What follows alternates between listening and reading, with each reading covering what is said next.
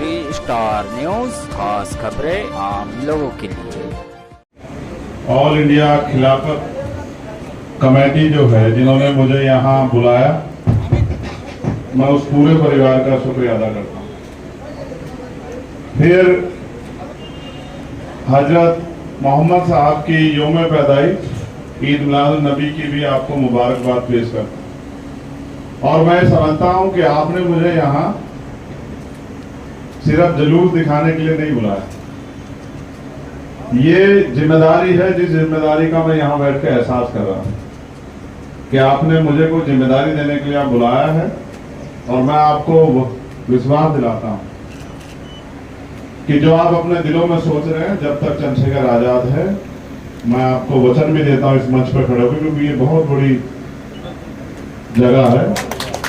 आप जिस बात की उम्मीद मुझसे करते हैं, इंसानियत की, न्याय की, भाईचारे की और आपकी और हमारी साझी लड़ाई को आगे बढ़ाने की, जब तक मैं जिम्मा से लड़ाई को ईमानदारी से आगे बढ़ाऊंगा, मैं आपको इस बात। इस मंच पर बहुत सारे शानदार मेहमान हैं। मेरा भाई बैठा है उधर। मैं सोच रहा था जब मंच ये माइक खराब हुआ कि सिर्फ वहीं की हवाएं हमारे खिलाफ नहीं है, यहाँ की हवाएं भी हमारे खिलाफ।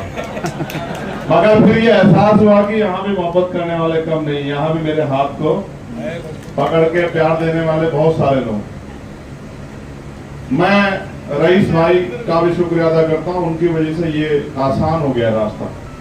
लेकिन एक कड़वा सच ये भी है कि जब मैं यहाँ नहीं था, वहां भी मैं इसी काम को कर रहा था जहां मैं। जिन उम्मीदों से मैं नगीना के लोगों का भी शुक्रिया अदा करूंगा। नगीना के लोग यहाँ बहुत हैं। बिजनौर एक ऐसी जगह है सर कि वहां के बासिंदे पूरी दुनिया में ही, आप किसी स्टेट में चले जाओ, आपको बिजनौर वाला कोई ना कोई मिलेगा। यहाँ से भी ना, इस महाराष्ट्र से भी, इस धरती का भी मैं शुक्रगुजार हूँ। मेरे बहुत सारे भाई जो हमारी पार्टी के हैं, संगठन के हैं, और मेरा छोटा भाई सुल्तान साहब, ये सब लोग, वकील भाई मेरा चुनाव लड़ाने गए, इसकी वालिदा बीमार थी, इसने अपने पेपर छोड़े। इस मिट्टी का कर्ज है मेरे ऊपर। मैं इस मिट्टी के अगर इतना सा भी काम आ जाऊं तो क्या बात है यार। मैं तो अपनी जिम्मेदारी को अदा कर रहा हूं। मैं आपसे फिर कह रहा हूं, मैंने सब लोगों से कहा, हम अब जिन पीर पैगंबरों को, गुरुओं को, संतों को मानते हैं, और मैं आपसे भी कह रहा हूं जो हजरत मोहम्मद साहब को मानते हैं, उनसे कह रहा हूं,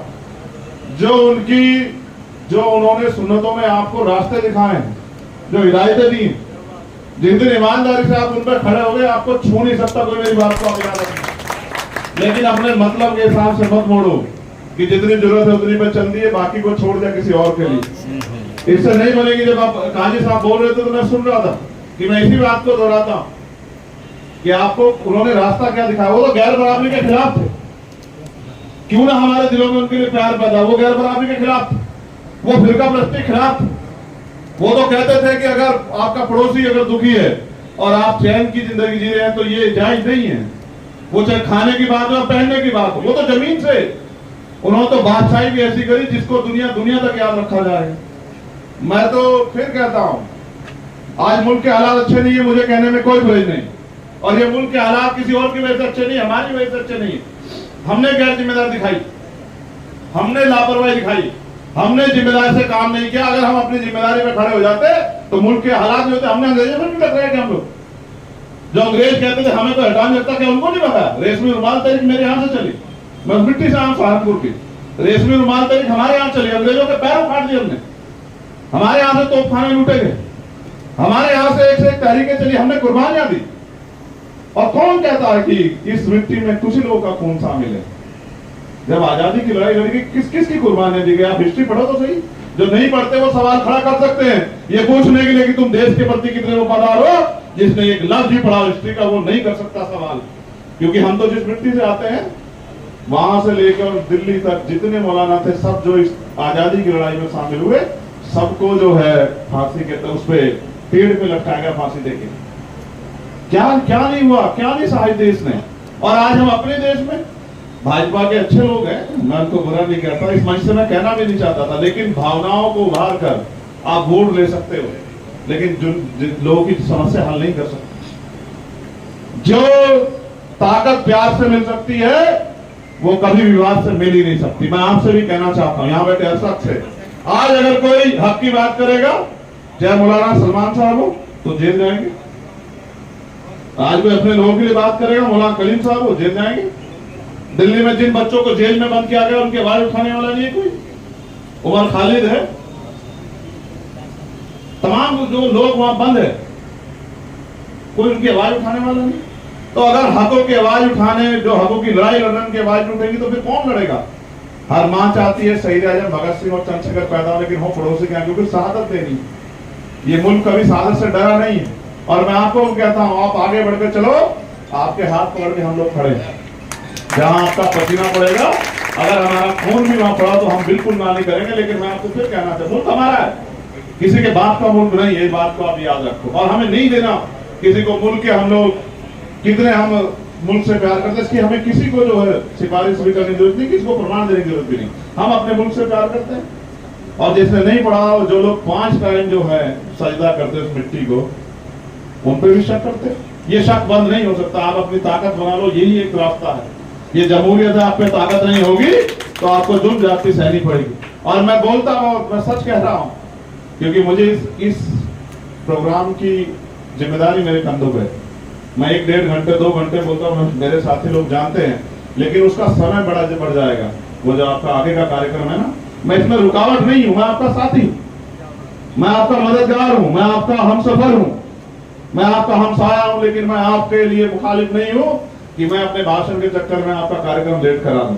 मुझे तो आपको सुनना है, और मैं जब तक मेरे अंदर लहू का आखिरी कतरा रहेगा, मैं अपने आप को सुनाता हूं।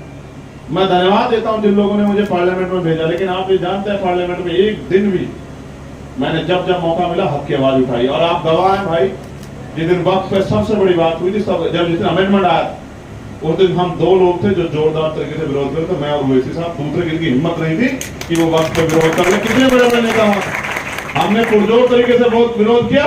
बाद में हमें किसी बड़े नेता ने बुला के कहा भी, जिनकी सरपरस्ती में हम वहां हैं, हमसे कहा कि यार चंद्रशेखर, तुम तो दलित समाज से आते हो, पिछड़ों की बात तो मुसलमानों के लिए क्यों मरे जा रहे? तो मैंने उनसे कहा कि मैं दलित होने से पहले इंसान हूं, और अगर किसी के साथ जुल्म हो और मैं चुप रहूं तो इस बात का मैं गवाही मेरा जमीर नहीं देता।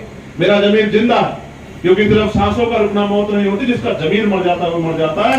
अगर किसी पे जुल्म हो और अगर मैं उस जुल्म को खड़े को देख रहा हूं तो गुनाह करने वाले से गुनाह सहने वाला ज्यादा दोषी होता है, उसको देखने वाला बराबर।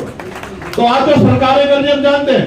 मैं आपको भी कहना चाहता हूं, यहाँ की सरकार है, बाहर की, ये जुल्म की अंधेरी रातें कट जाएंगे। आप देखना सवेरा आएगा, ऐसा सवेरा आएगा जिस सवेरे की चाह उन क्रांतिकारियों ने देखी जिन्होंने देश की आजादी के लिए कुर्बान है, जिन्होंने कुछ भी नहीं किया, जिनका नखून भी नहीं कटा, वो राष्ट्रवादी हो गए। और जिनकी पीढ़ियां जहां मौलाना कलीम साहब जिस उससे मिट्टी से आते हैं, वो जो गांव है उसके हर घर से एक शहादत हुई है देश की आजादी। लेकिन आज तो मैं फिर कह रहा हूं, जिनकी नखून नहीं कटा, जिन्होंने मुंह से एक शब्द नहीं किया, जिन्होंने अंग्रेजों की गुलामी की, अंग्रेजों की पैरोकारी की, जिन्होंने अंग्रेजों से वफादारी की, वो राष्ट्रवादी हो गए हैं। और जिन्होंने कुर्बानियां दी, उन पर सवाल खड़े किए जा रहे हैं। घबराना मत मेरे साथियों, ये तो समय आएगा, इस तरह की परेशानियां भी, इनसे डरने की जरूरत नहीं। बस ये बात मैं आखिरी आपसे कहूंगा, संविधान के साथ खड़े होकर हम लोग इस लड़ाई को जीतेंगे। जमहूरियत है, कोई हमें नहीं हरा सकता, और हमारा ईमान पक्का रहना चाहिए। मेरी बात को आप याद, जैसे आपने सोच लिया कि बस यही वाले जो खुद कहते हैं कि भाई हम ही सब मालिक है, जिस दिन आपने इनको मालिक समझ लिया उस दिन आप हार जाओगे। और जिस दिन आप अपनी हिदायतों पे, सुन्नतों पे, अपनी जो है असल बात पे खड़े रहे, और जिस पे आपका, जिस इष्ट पे आपका भरोसा, पैगंबर मोहम्मद साहब पे जिन पे आपका भरोसा, अगर उस पे आप खड़े रहे, कोई आपको आपके रास्ते से दिखा नहीं सकता। मुसीबतें किस पे नहीं आती आप मुझे बताओ? अगर आप घर का छोटा सा काम करो तो भी मुसीबतें आती है। मुसीबत तो क्या घबराना, एक बार पैदा होता है आदमी, एक बार मरता है। और अगर मुसीबतों में डर के रहेंगे तो फिर कोई लड़ाई जीती जा सकती है। हक की आवाज लड़नी है, हक की लड़ाई लड़नी है, हक अधिकार चाहिए, तो फिर जुल्म जाति का सामना करना पड़ेगा। हम सब लोग एक हैं। और मैं चंद्रशेखर आजाद इस मंच से आपको विश्वास दिलाता हूं कि जब तक हम लोग हैं, अगर कहीं भी नाइंसाफी होगी, और इसका एक उदाहरण भी मैं बताता हूं, नेता बहुत बड़े बड़े हैं देश में, नीतियां उनके पास बहुत है, लेकिन नियत नहीं है। क्योंकि जिस दिन बुलडोजर से हाजी शहजाद का मकान टूटा था, क्या दिलचस्प वो था मकान, एक आदमी नहीं बोला साहब, पूरे हरियाणा का, उसका मध्य प्रदेश का एक आदमी नहीं बोला। जब मैंने मोर्चा लेके कहा कि ये गुंडागर्दी का अंत होगा, फिर सबको जवाब मिली कि चलो भाई बोलो बोलो बोलो। एक इंसान तो बन जाओ। अगर इस जिंदगी में इंसान भी नहीं बन पाए तो फिर क्या फायदा। तो मैं बहुत शुक्रिया अदा करता हूं ऑल इंडिया खिलाफत मूवमेंट कमेटी के साथियों का और मेरे भाई सरदार साहब का। भरोसा करो, कुछ भी कीमत चुकानी पड़े, लेकिन नाइंसाफी और हम चुप रहे तो ऐसी जिंदगी से मौत अच्छी है। जब तक जिएंगे इसी वकार के साथ जिएंगे, ईमान के साथ जिएंगे, हक हकूक के साथ जिएंगे और अपने लोगों के लिए जिएंगे। इस बार भी हजरत मिनिस्ट्री हमारे भी दरवाजे पे घूम रही है, इस बार भी हमारे दरवाजे पे। और मैं थोड़ा डिप्लोमेटिक होकर 2 दिन जवाब देता है, नगीने वाले कहने लगे रे साहब मर जाएंगे मर जाएंगे। फिर मुझे कहना पड़ा कि अगर ये प्राइम मिनिस्टर बनाते तो भी इनके साथ नहीं जाता, मेरा नाम चंद्रशेखर आजाद। इतना बड़ा क्रांतिकारी जो है, जो इस देश में पैदा हुआ चंद्रशेखर आजाद नाम का, उनके नाम का भी अगर मैं उनके नाम के साथ भी न्याय नहीं कर पाया तो फिर क्या कर पाया। मेरा नाम आजाद है। मैं शुक्रिया अदा करते हुए कहना चाहता हूँ, यहाँ रहता हूँ, मैं यहाँ भी आया था, आपको याद होगा, जब ये बड़ी सी एक यहाँ नहीं धारावी में, जब धारावी को तोड़ने की होती गई, मैं वहां भी आया, मैं सब जगह गया। और जब वो मस्जिद जहां वो शहीद की गई गजापुर में, मैंने इनको भेजा तत्काल की जाओ, ये मेरे हाथ पैर हैं, ये मेरी आंखें, मैंने कहा जाओ, और मुझे आना पड़ा, मैं भी आऊंगा। लेकिन अगर बुलडोजर के जरिए हमारे धार्मिक स्थलों को, हमारी भावनाओं को मॉब लिंचिंग करके, गाड़ियों में बसों में अगर हमें बेइज्जत करके हमें मारा जाएगा तो सब चुप रह सकते हैं, हम लोग चुप नहीं रहेंगे। हम लोग इस आवाज को उठाएंगे।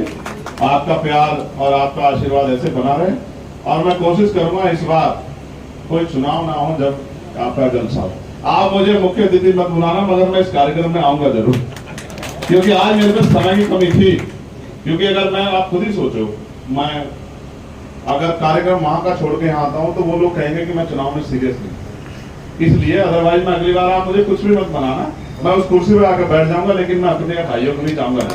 मैं शुक्रिया अदा करता हूँ और अपनी बात को खत्म करता हूँ। दोबारा से मुबारकबाद पेश करता हूँ, और जब मैं अपने साथी यहाँ से गुजरेंगे उनसे भी कहूंगा कि आप अपने हौसलों पे बुलंद रहो। वो कहते हैं ना कि अभी गनीमत है सब्र में। ज्यादा जानकारी के लिए आप लॉग ऑन कर सकते हैं हमारी वेबसाइट पर www.3starnews.in। हर एक हिंदुस्तानी की आवाज 3 स्टार न्यूज, खास खबरें आम लोगों के लिए।